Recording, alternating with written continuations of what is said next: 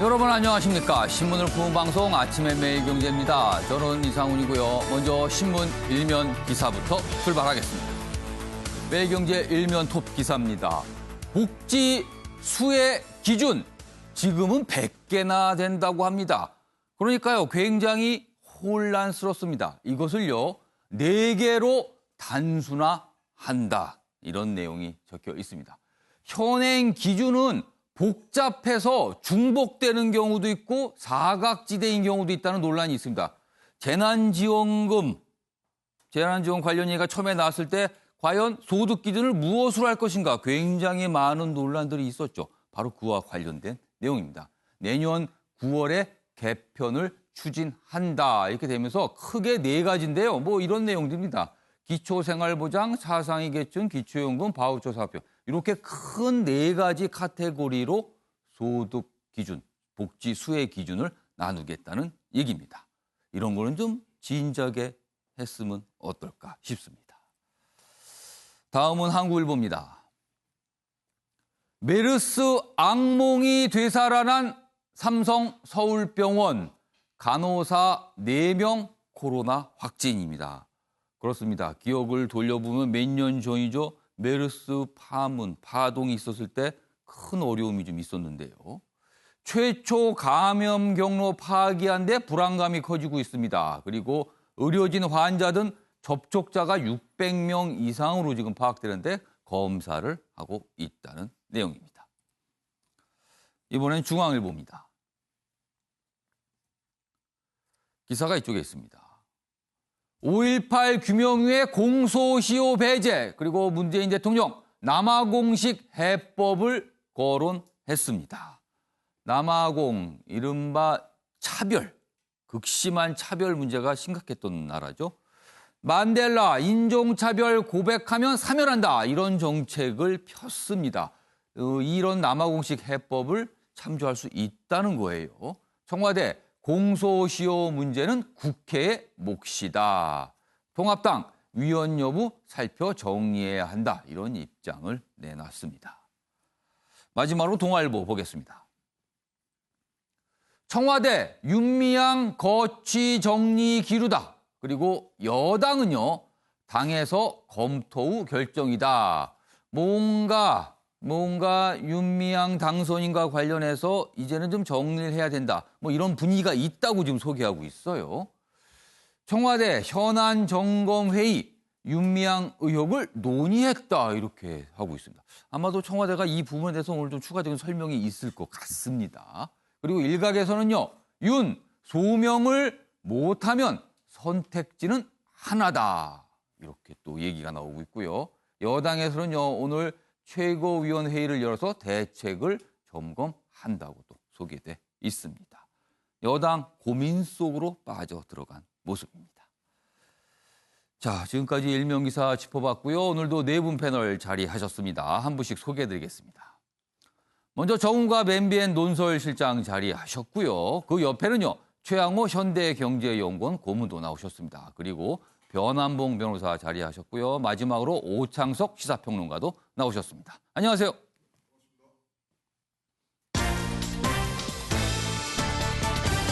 오늘 다룰 주요 이슈를 정리했습니다. 5월 20일 아침을 여는 키워드 4가지가 여기에 준비되어 있습니다.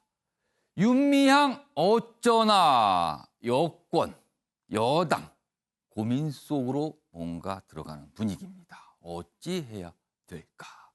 아무래도 여론의 동향 의식하고 있겠죠. 두 번째 키워드는요. 땅값보다 싼 집값. 여기서 말하는 집값은요. 건물값과 땅값을 포함된 겁니다. 그렇다면 정상적인가는 비싼 게 당연한 거 아닐까요? 아무리 집값이 싸더라도. 그런데 가격이 거꾸로인 경우가 있다고 합니다. 다소 좀 황당한 얘기입니다. 세 번째 키워드는요. 허위 청원입니다. 청와대 국민청원 게시판에 올라간 어떤 청원 알고 보니 거짓이었다. 이런 게 좀 나타났어요. 그리고 마지막 키워드는요. 게임 체인저입니다. 이른바 코로나19의 백신. 상당히 뭔가 진척되는 모습이 있다는 얘기가 미국에서 나오고 있습니다. 그렇다면 전 세계 이 코로나19와 관련된 이 혼란한 상황을 일거에 해소할 수 있는 게임 체인저가 될 수 있다. 이런 얘기가 나오고 있습니다. 자, 이렇게 네 가지 키워드로 오늘 내용 정리했고요. 그럼 본격적으로 아침의 매일경제 출발해 보겠습니다. 첫 번째 이슈는요. 경제 관련 소식 두 가지가 준비돼 있는데요. 한 가지는 좀 황당한 내용, 그리고 다른 한 가지는 이제서야 좀 해결이 되나 보다. 이런 내용들입니다. 먼저 첫 번째 내용 보겠습니다. 세금 이미 다 냈는데 감사원 공시가 부실 산정했습니다. 이렇게 내용을 공개했어요. 공시가 기준으로 세금 매기는 거 아니었습니까? 이미 다 냈는데 이거 어떡하라는 거죠? 이런 얘기입니다. 감사원이요. 단독주택 그리고 토지 감사를 했는데 산정과정 제도에서 허점이 드러났답니다. 뭔가 잘못된 거예요, 지금요. 부동산 가격을 결정짓는 건축물, 용도, 건폐율 등 빼고 계산한 경우가 있었답니다. 이게 뭐가 빠진 거예요. 그러니까 이게 가격이 제대로 나왔을 리가 없는 거죠. 같은 땅을 두고 평가 금액은 제각각. 그래서 나중에 이게 향후 어떤 소송으로 또 이어지지 않을까 뭐 이렇게 다루고 있습니다. 관련 기사 하나 더 있습니다. 보시죠. 이게 어떻게 된 상황인지 좀 더 설명을 하고 있습니다. 이 기사는요. 땅값보다 싼 집. 여기서 말한 집은 땅값과 집값을 더한 겁니다. 그런데 이게 말이 안 되잖아요. 땅값보다 집값이 싸다는 것. 그런데 22만 호가 있었답니다. 이게 뭐가 꼭 잘못된 거예요, 이거는요. 지자체 담당 부서별로 고무줄 산정을 한 탓이다. 지방자치단체 담당 부서가 각각 땅을 담당하기도 하고 집을 담당 이런 게 있는데 뭔가 서로 교류를 하고 내용을 공유해야 되는데 그러지 않고 제각각 뭔가를 했다는 겁니다. 좀 더 보겠습니다. 개별 공시가, 개별 주택 가격. 여기서 말하는 공시가, 개별 공시가는 땅값을 말하는 거고요. 개별 주택 가격은 땅값과 집값을 합한 가격을 말하는 겁니다. 그런데 이게 역전이 됐답니다. 이상한 일이잖아요. 그러면 전국 단독 주택 가운데 5.9%에 해당을 한답니다. 알아보니까요. 부서마다 고저, 도로 전면 등 특성, 같은 땅의 토지 용도 달리 적용했다. 뭔가 기준을 제각각 적용을 했다는 겁니다. 그러니까 가격이 다르게 나온 거예요. 표본수 적고 검증 과정도 부실하다. 공시비율 폐기 등 점진적 개선 뭐 이런 얘기가 좀 나오고 있습니다. 여기 보면 부동산 가격 공시제 이렇게 되면 이거 엉터리 아니냐 이런 지적이 나오고 있는 겁니다. 정가 실장님, 다소 좀 황당합니다, 사실.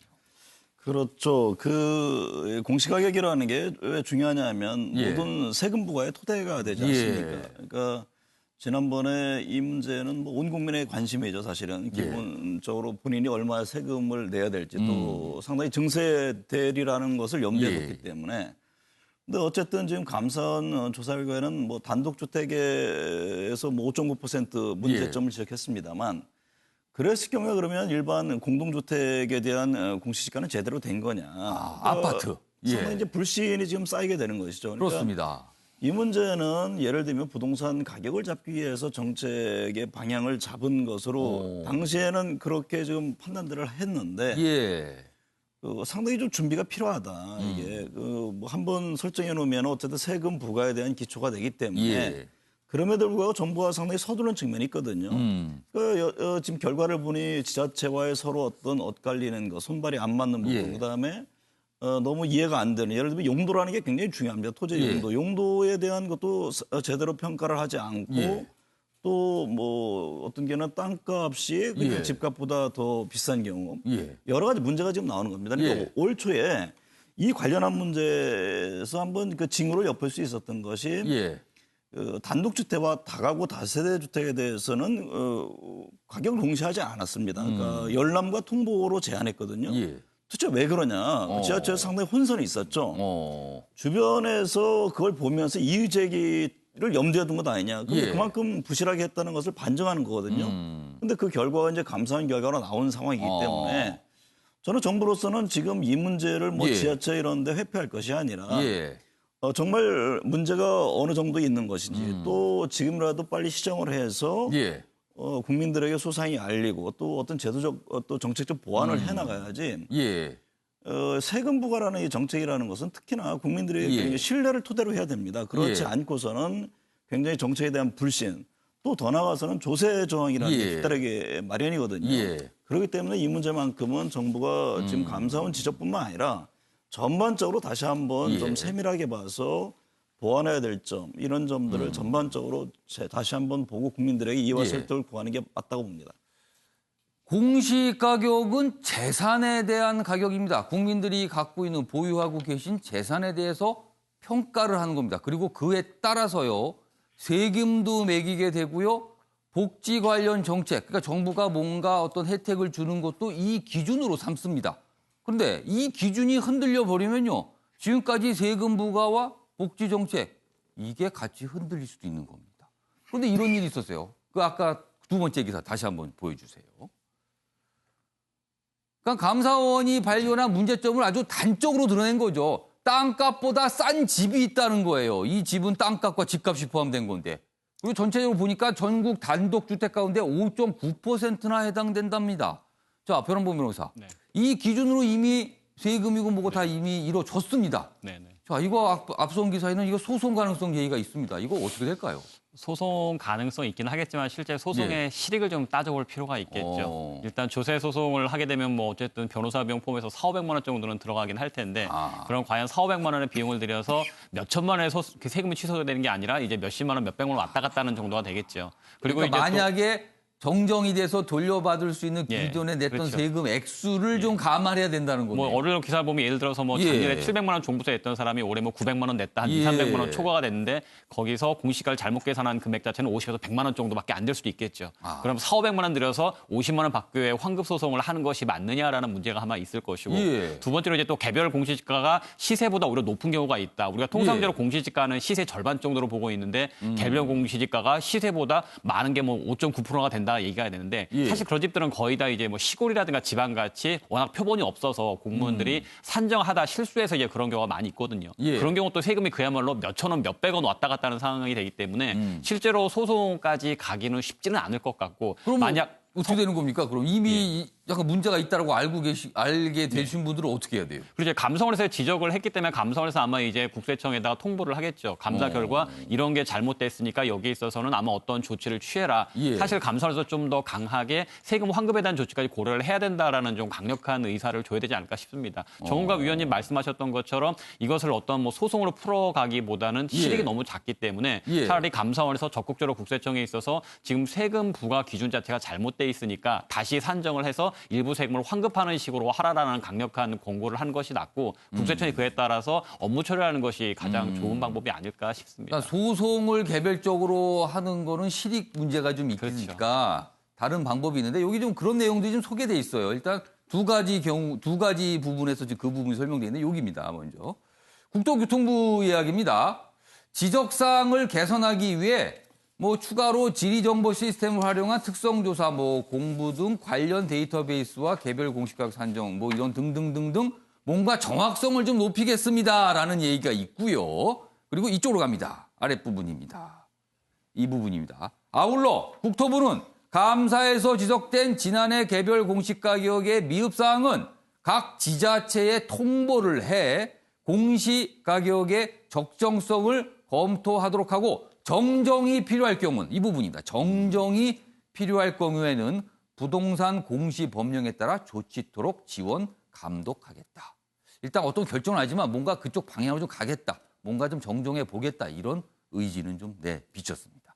이 부분이 좀 아주 자세하고 이른바 디테일하게 이런 거 좀 다뤄줘야 될 것 같습니다. 근데 저는 국토부가 정부가 좀 주도적으로 문제를 해결해야 돼. 마치 그러니까 지자체라든가 어떤 개별적으로 다 돌리는 형태가 되잖아요. 그러니까 앞서 변호사님 말씀하셨던 뭐 개별 개인의 어떤 그 문제 제기보다는 왜냐하면 공시지가에 대한 이의 제기 그 마음들을 많이 했거든요. 그러니까 저는 뭐 단지별 또는 동네별로 해가지고 집단적인 하나의 어떤 그 대표 변호사 형태로 해서 저는 굉장히 조세 저항적인 형태로 갈 개연성 상당히 있다고 봅니다. 그렇기 때문에 저 문제는 뭐 지자체라든가 이런 식으로 넘길 것이 아니라 정부가 주도적으로 어떤 점이 미흡하고 그다음에 개선점은 무엇인지 이 분야에 대해서 좀 더 명확하게 적극적으로 대응할 필요가 있다고 봅니다.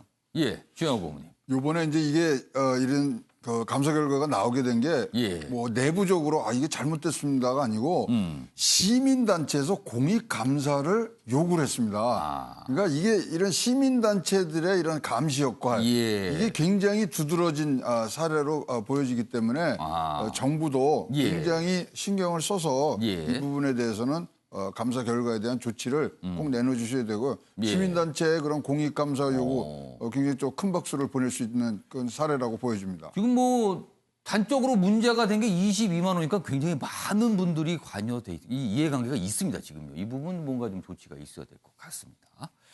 자, 다음 경제 관련 주제는요. 공인인증서입니다. 그동안 참 지적 많이 받았어요. 이게 뭔가 걸림돌이 되고 있다. 문제 많다 그랬는데 이번에는 뭔가 좀 바뀌려나 봅니다. 민간인증서 1분이면 발급 그리고 보안도 굿 좋다는 거죠. 속 터지는 공인인증서 외면받을 듯하다. 오늘 전자서명법 국회 통과될 것으로 좀 보이죠? 뭐 큰 이견이 없습니다. 여야가 아마 통과되면 그러면 연말부터 뭔가 이런 인증과 관련돼서 이제 공인이란 말이 사라지는 거예요. 공인이라는 거는 공공으로 인정해 준다. 뭐 이런 거잖아요. 그런데 그 이면에는 어떻게 보면 약간 독과점이란 뜻도 담겨 있어요. 근데 이번에 이 공인이라는 게 사라지고 그냥 인증서가 되는 겁니다. 그리고 여러 가지 인증 방식이 가능해지는 겁니다. 자, 그럼 경쟁 체제로 가게 되는 거죠. 그렇다면 아무래도 소비자들에게 좀 더 쉽고 안전하고 뭐 이런 게 나올 수 있다는 겁니다. 공인인증서 독점 지위 사라져 편리한 민간인증서 쏟아질 듯하다. 기존 공인인증서 그러나 쓸 수는 있습니다. 다만 여러 가지 중에 이제 하나가 되는 것뿐입니다. 그다음에 은행들 자체 인증서 도입이고요. 6자리 뭐 숫자 비밀번호로 송금도 오케이. 그러니까 편하게 뭔가를 할 수 있다는 거죠. 그리고 지문, 홍채 인식 통한 보안 강화도 있습니다. 그리고 또 블록체인 기술을 활용한 새 인증서 개발도 여기저기서 지금 뭔가 추진되고 있다. 이런 내용 소개하고 있습니다. 그러게요. 속 터지는 공인인증서. 민간인증서는 1분이면 되는데 여러 가지 얘기했는데 우창석 평론가도 공인인증서 많이 쓰시죠? 뭐 금융거래할 때는요. 네, 많이 쓰는 편인데 요즘에는 이제 사실 공인인증서 필요 없는 전자결제 시스템을 좀 많이 이용하는 편인데 99년부터 시작을 해서 이제 21년 정도 됐다고 했는데 결국은 이 공인인증서 폐지 전지현 씨에게 감사를 해야 되는 것이 아닌가라는 생각이 좀 드는데 결국 2014년 3월에 나왔던 별에서 온 그대 그런 드라마 그 드라마에서 전지현 씨가 극 중에 천송이 캐릭터로 나왔습니다. 그때 입었던 캐릭터를 코트를 이제 중국에서 구매하라고 했었는데 공인인증서 때문에 그렇죠. 구매할 수가 공인인증서가 없었다. 없으면 못 삽니다가 된 거예요. 네, 그러니까 우리나라 사람인 걸 인정하고 계좌를 인정하고 은행에 가서 OTP 카드를 발급을 받아야 되는데 해외에 있는 사람들은 사실상 그것이 불가능하죠. 그래서 어떻게 이제 이커머스, K커머스가 불가능하다 이런 이야기가 나오면서 결국은 한 달 만에 바로 의무 사용이 폐지돼 버렸습니다. 그러니까 그동안 사실은 그렇게 국민들이 불편하다고 얘기할 때는 안 바뀌다가 전지현 씨 코트가 이제 중국에 안 팔리자마자 이것이 바로 한 달 만에 바뀌었단 말이죠. 그러니까 사람들이 엄청나게 관심을 가진 거죠. 그 계기로. 그래서 다시 한 번 더 이 연예인의 힘을 느낄 수밖에 없었던 그리고 또는 정치권이나 국민들이 굉장히 허탈해할 수밖에 없었던 거기도 한데 어쨌든 그때부터 굉장히 이제 논란이 됐고 의무 사용이 폐지됐고 심지어는 이제 대통령 공약까지 이르게 되는 상황이 됐고 지금 이제 공인인증서를 대체할 수 있는 많은 그 기관들이 있고요. 그리고 많은 기술 업체들이 있습니다. 훨씬 더 편하고 은행을 방문하지 않아도 되고 흔히 말하는 홍채 인식 또는 얼굴 인식을 통해서 본인 인증을 굉장히 간편하게 할 수가 있습니다.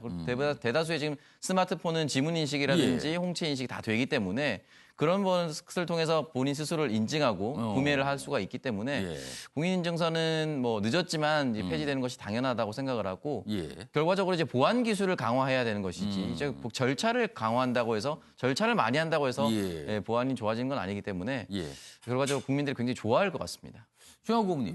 아니 그동안 참 지적이 많았어요. 문제점 있다고 근데 왜 이제서야 되는 겁니까? 뭐 하여튼 공인 인증서가 우리나라에 갖고 있던 혜택도 굉장히 많습니다. 액티브 X에서만 하니까 소위 말하는 해킹이라든가 보안에 대해서 굉장히 철저했지만 이 민간 인증서가 왜 중요해졌냐면요. 우리 코로나19 이후에는 비대면 경제로 간다 그러지 않습니까? 가장 중요한 게 디지털 아이디입니다. DID라 그래서 이 부분에 대해서 지금 전 세계적으로 개발하는 부분인데 진짜로 오래간만에 국회가 선제적으로 이렇게 법을 개정하는 부분들을 봐서 굉장히 이거 시의성 있게 잘한다 그러는데 이 부분은요 우리가 비대면 하잖아요. 비대면의 사실 근본적인 것은 자기는 온택트 돼 있어야 돼요. 그러니까 무슨냐면 이 플랫폼에 항상 자기는 접속하고 있어야 돼요. 그러니까 온라인상에 있어야 된다는 거네요. 있어야지 비대면이 되는 거예요. 그러니까 사실 안 본다고 접속이 안 되는 거예요. 더욱더 대면보다 더 많이 접속이 돼야 되는데 가장 중요한 게 디지털 아이디입니다. 그거를 민간들이 경쟁 체제로 간다는 부분은 이거는 우리가 이 코로나19 이후에도 가장 크게 발전시켜야 될 산업 부분이고요. 그 첫발을 전자소명법에 이제 시작으로 했다고 하니까 이건 뭐 진짜로 굉장히 지금 환영하는 부분이고요. 이제 21년 만에 공인인증서가 뭐 뒤안길로 이제 가고 있습니다만은 거기서 배웠던 보완해야 되는 것들을 여기다 굉장히 넣어줄 수 있고요. 이것이 한 발 더 가면 그다음에는 블록체인 뭐 등등의 진짜로 여기서부터 시작입니다. 문을 잘 열었다고 생각을 합니다. 알겠습니다. 여기 보시면 오늘 전자서명법이 국회 통과가 될 것으로 전망됩니다. 지금 국회가 사실은 다음 주면은 20대 국회가 이제 저물거든요. 마지막까지 왔는데 그래도 이렇게까지 법을 처리한다는 이거는 좀 우리 국회, 우리 여야 의원들 칭찬을 좀 해줘야 될 부분이 아닌가 합니다. 이런 거는 좀 잘하는 것 같습니다. 이런 게 참 논란이 그동안 많았죠. 알겠습니다.